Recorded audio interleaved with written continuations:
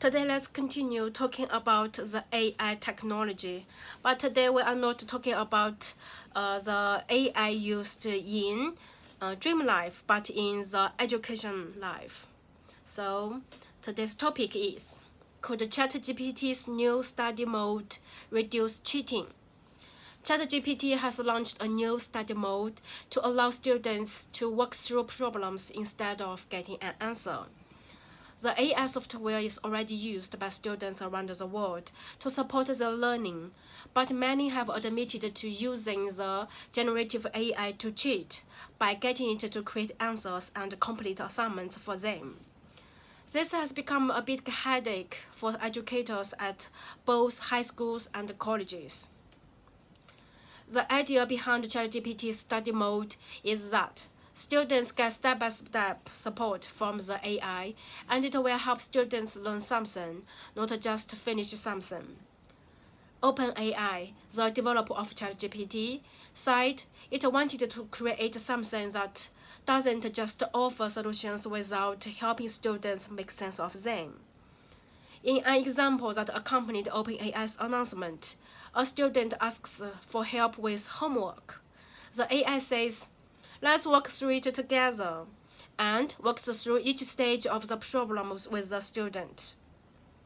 Another example shows a student asking ChatGPT for a pre-test quiz. Online, some educators have hailed student study mode as a positive step.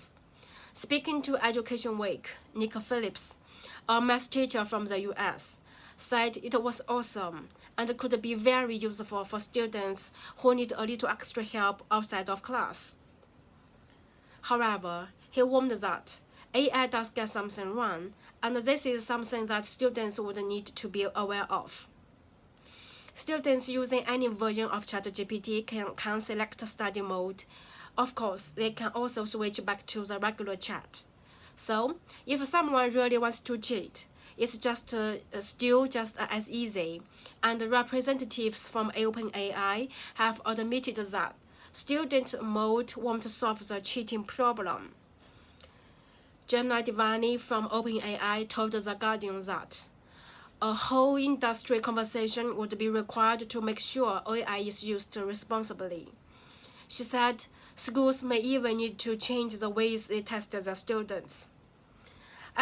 From this article, we can say that with the technology developing, especially with AI used in different aspects of our lives, not just in the daily life but also in the education life and also some professional life, I think we need to change something and change the ways we used before to adapt in the high-tech life. Okay, that's my opinion, and that's our today's topic. Bye bye.